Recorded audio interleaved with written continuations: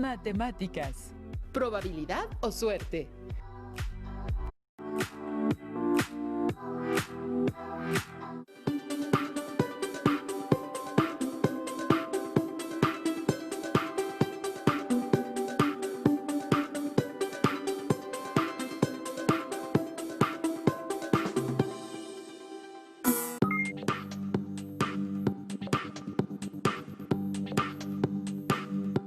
Estimadas alumnas y estimados alumnos de primer grado de secundaria, sean bienvenidas y bienvenidos al modelo de educación a distancia Aprende en Casa 2.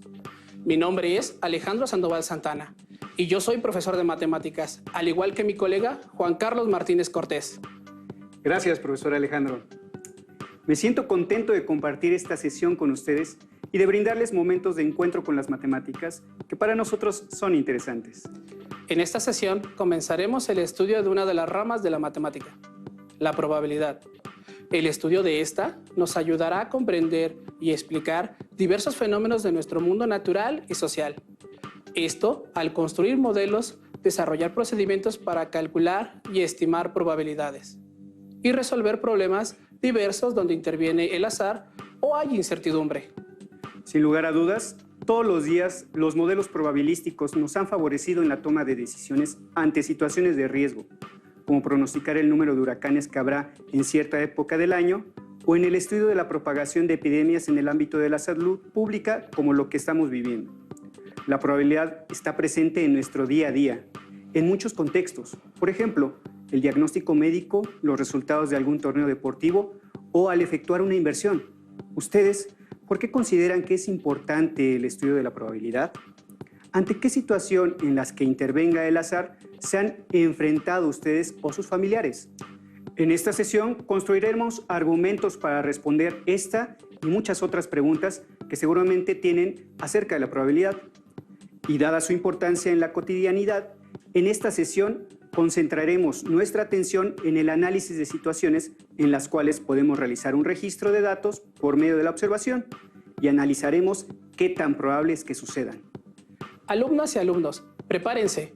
El material que necesitamos será el siguiente: cuaderno de la asignatura o, en su defecto, hojas reutilizables, lápiz o pluma para escribir, goma y su libro de textos de la asignatura de matemáticas. En caso de que no cuenten con él, recuerden que tienen la opción de consultarlo en la página de la Comisión Nacional de Libros de Texto Gratuitos. En caso de tener discapacidad visual, preparen hojas Ledger, punzón y regletas. Iniciamos. Ya han trabajado con probabilidades en grados anteriores. Seguramente han realizado experimentos y tomado el registro de los resultados obtenidos. Pero no es la única manera de trabajar con la probabilidad. Por ejemplo, si una persona que se dedica a vender agua de frutas desea expandir su negocio y ampliar la variedad, para decidir los nuevos sabores puede recurrir a realizar una encuesta, pues es una técnica eficaz para elegir el sabor del agua con el que puede obtener más ventas, ya que está tomando en cuenta la opinión de los clientes. Así es. O por ejemplo, si quieren saber en qué época del año comienzan a florecer ciertas plantas, ya que de eso depende el negocio familiar que consiste en la venta de arreglos florales, en este caso se recurre a la observación. Y si, por ejemplo, voy al carnaval de mi región, donde hay juegos de azar y necesito saber qué tan probable es que al jugar pueda ganar una alcancía, aquí podemos utilizar la experimentación. Por cada uno de los ejemplos mencionados, tendrá oportunidad de profundizar posteriormente, porque recuerden que en esta sesión ahondaremos en la observación como forma de recolectar datos sobre personas, objetos o eventos, con la finalidad de hacer mediciones y anticipaciones. Las anticipaciones se basan en medida de la probabilidad que da un acercamiento a lo que es probable que ocurra o no. Así que les plantearemos algunas situaciones que nos ayudarán en el desarrollo de nuestro tema. Les contaré una anécdota que vivió Julio. Julio es un muchacho que trabaja en una tienda. Todos los días se levanta muy temprano para abrir la tienda y brindar el mejor servicio posible.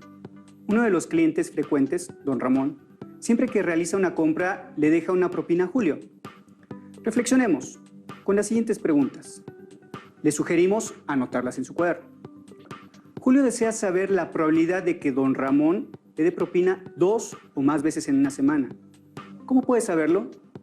¿Qué tan probable es que en una semana no reciba propina? Lo que podríamos hacer para responder este par de preguntas es una observación. Y por supuesto, registrar la frecuencia con la que don Ramón asistió a la tienda. Analicen la estrategia de Julio. Durante un poco más de un mes, marcó los días en los que asistió a la tienda don Ramón. En esta tabla se realiza el registro de los días en los que don Ramón asiste a la tienda. Todos los miércoles asiste, mientras que los jueves y los sábados no lo hace.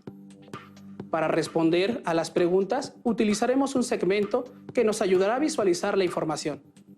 Observen que a la izquierda está anotada la frase "es imposible", que equivale a decir que no sucederá.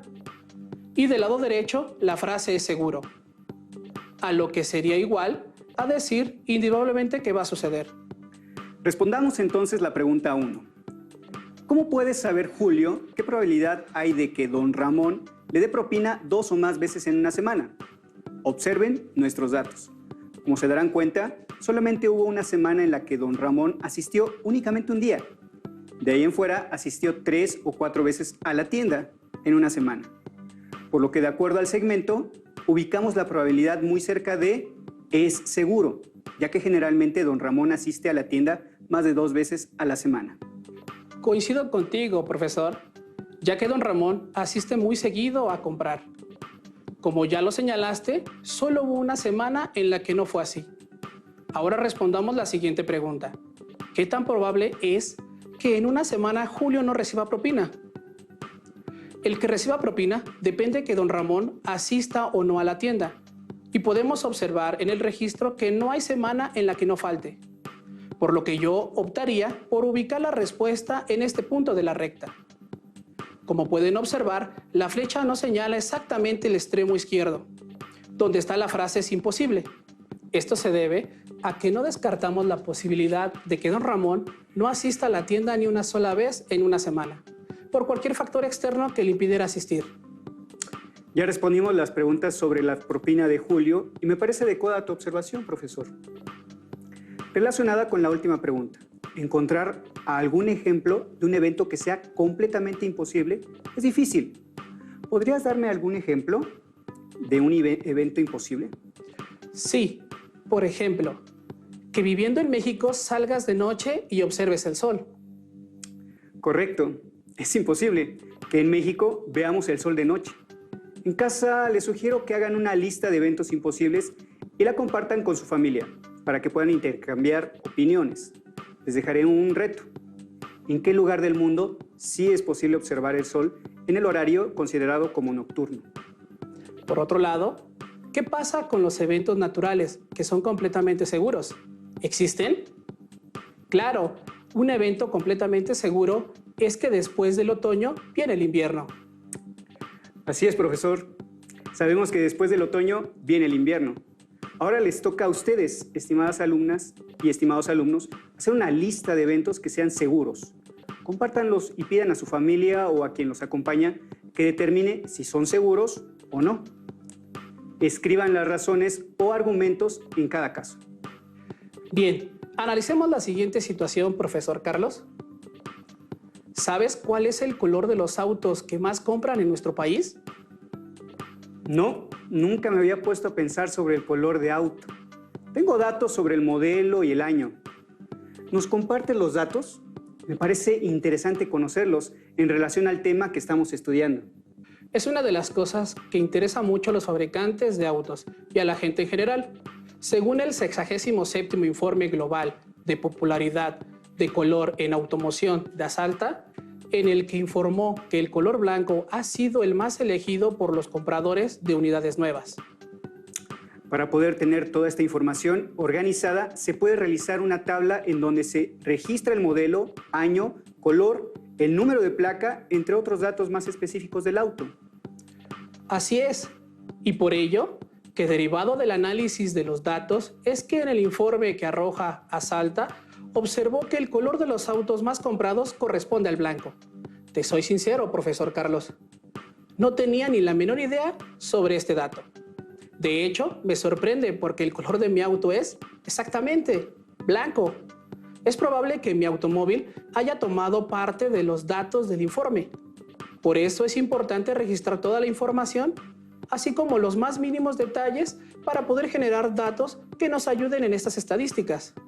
Tengo que hacer énfasis en que todos estos datos no provienen de una encuesta.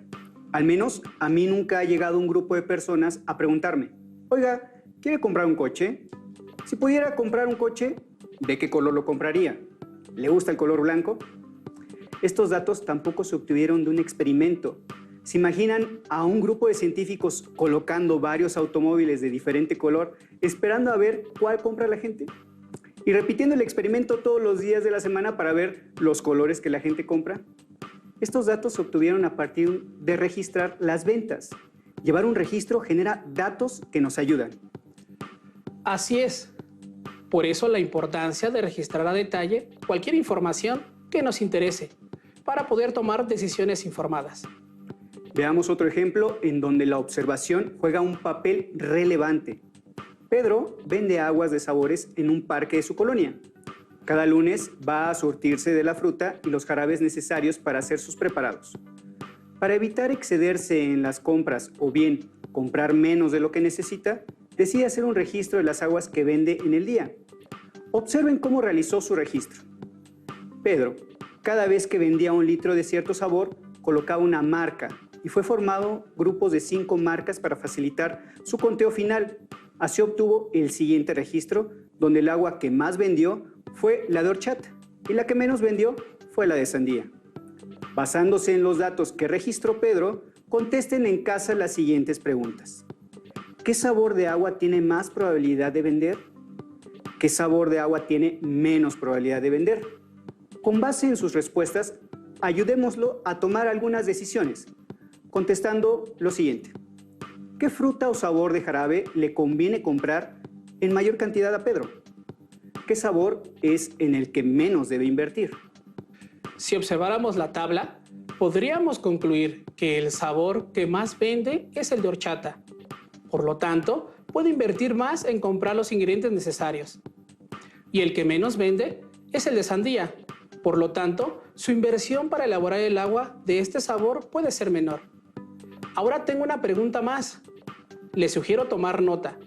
Si 2 jóvenes se acercan a pedirle un agua, ¿qué tan probable es que le pidan de horchata? Ubiquen su respuesta en el segmento que utilizamos en los ejemplos anteriores. Yo señalaría este lugar, profesor, ya que es más probable de acuerdo al registro que se realizó en la tabla, pero no tan apegada a la derecha, ya que otros sabores también tienen cierta demanda. Es así como, basándonos en los datos que recolectamos, a partir de la observación y el registro que hacemos de ellos, podemos analizar la probabilidad de ocurrencia de alguna situación y tomar decisiones que nos beneficien. Desde tiempos remotos han existido comunidades o civilizaciones que a través de la observación lograron grandes avances y actualmente hay personas que toman decisiones basándose en la probabilidad que determinan con la observación. Profesor Carlos, acabo de recordar una anécdota que te contaré en este momento. Seguramente nuestros alumnas y alumnos entenderán a lo que me refiero, ya que es una situación por la que muchas personas pasamos en cierto momento de nuestra vida. De pequeño, cierto día me disponía a salir para jugar fútbol con mis amigos y justo antes de cruzar la puerta, mi mamá me preguntó con curiosidad, ¿a dónde vas? Yo le dije, a jugar, mamá. Lleva chamarra y paraguas que va a llover, me comentó. En ese momento me asomé un poco para fijar mi atención en las nubes del cielo y no me percaté de ningún elemento que me indicara la cercanía de una llovizna. Sonreí incrédulo y le dije, pero mamá, si no hay nubes, ¿cómo cree usted que va a llover? A lo que ella me respondió, está bien, no te abrigues, pero si te enfermas, no me pidas un caldito de pollo, ¿eh? ¿Y qué cree, profesor? Que llovió, quedé empapado y además me enfermé. ¡Qué increíble! Ella determinó una alta probabilidad de que lloviera y llovió. Dijo que ibas a mojarte y te mojaste. Determinó una alta probabilidad de que te ibas a enfermar y te enfermaste. Y además aseguró que le pediría un caldito de pollo y así fue, profesor. Bueno, Hablemos más a fondo sobre ese tema, ya que detrás de todo lo que te conté hay probabilidad. Profesor Alejandro, retomemos la anécdota que nos cuentas. Me parece interesante y sin lugar a dudas, tu mamá es una buena observadora. Así es, profesor. Ella es buena observando situaciones. Les cuento otra anécdota. Un día, que sí había nubes en el cielo, me puse chamarra y me cargué un paraguas para poder salir, ya que me dije en voz alta, ahora es muy seguro que lloverá. Mi mamá sonrió y me dijo, Alejandro, deja el paraguas para que no lo pierdas. Yo seguí la instrucción. ¿Y qué crees, profesor? Que efectivamente no llovió. Ya no tan sorprendido le pregunté, mamá, ¿cómo le hace usted para saber cuándo va a llover y cuándo no? Ella me contestó, me enseñó tu abuela y a ella le enseñó su mamá, tu bisabuela, y así sucesivamente. Sin lugar a dudas, ese conocimiento ha trascendido a lo largo de los años. Es relevante, por ejemplo, para las personas que se dedican a sembrar, pues permite determinar el mejor momento para llevar a cabo la siembra. Me pregunto, ¿qué elementos tomó en cuenta tu mamá y sus ancestros cuando observaban los fenómenos de la naturaleza? Ustedes, estimadas alumnas y estimados alumnos, ¿qué datos observan para predecir si lloverá o no? Pueden preguntar en su casa y llevar un registro de las respuestas. Es importante que observen que para tener mayor probabilidad de que llueva o no, en sus anticipaciones podemos hacer un registro de varios datos. Profesor, ¿qué le parece si anotamos cada uno de los datos que podríamos tomar en cuenta y así poder registrar lo que vamos recabando? En casa también pueden llevar su registro. Por ejemplo, yo observaría el color de las nubes y el color del cielo. Yo me fijaría en el mes en que llueve y la cantidad de días transcurridos en una estación del año o en un mes determinado. Considero que también centraría mi atención en la trayectoria de las nubes con respecto a la dirección del viento. Muy bien, profesor. Otro aspecto que tomaría en cuenta sería el de observar si hay pájaros o animales alrededor, porque he notado que cuando llueve, ellos se refugian. Excelente. Yo tomaría en cuenta la temperatura y la humedad. Vaya, son bastantes. Podemos observar y analizar. Sería bueno organizarlos para estudiarlos mejor. Probablemente ustedes en casa ya conozcan un método para organizar datos de acuerdo al tipo de información.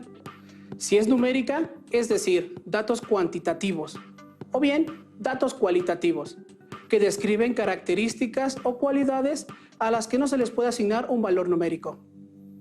Correcto. De este lado, pondré un dato cuantitativo, que sería la cantidad de días transcurridos en una estación del año o en un mes determinado. Yo pondré datos cualitativos aquí, como el color del cielo y las nubes, junto con la fauna. Alumnas y alumnos, ¿cómo organizarían el resto? Registraré la temperatura de este lado, junto con la humedad. Y el rumbo del viento, ya que opino que son datos cualitativos. Podría ser, profesor, ya que si no tenemos los instrumentos tecnológicos necesarios que nos permite saber datos cuantitativos, entonces nuestro registro será cualitativo, porque solo podríamos dar una interpretación, como la de mucho, poco, alto y bajo. Pero como ya contamos con instrumentos como un termómetro para medir la temperatura, un higrómetro para medir la humedad y un anemómetro para calcular la velocidad y dirección del viento. Hoy en día tenemos la obligación de ubicarlos del otro lado, ya que entraría en la clasificación de los elementos cuantitativos. Si quieren conocer más sobre el clima, pueden acceder a la página del Servicio Meteorológico Nacional. Este organismo público de nuestro país nos proporciona información sobre el tiempo en cada región de México. Para esto, los especialistas realizan una serie de mediciones sobre la cantidad de lluvia, la temperatura, la presión atmosférica, entre muchas otras. Y ofrecen con una gran precisión predicciones del clima e incluso un reporte meteorológico para la agricultura. que les puede resultar muy útil a las personas que se dedican a sembrar, o al tránsito aéreo, o a nosotros mismos, para que podamos realizar nuestras actividades previendo algún contratiempo ocasionado por el clima.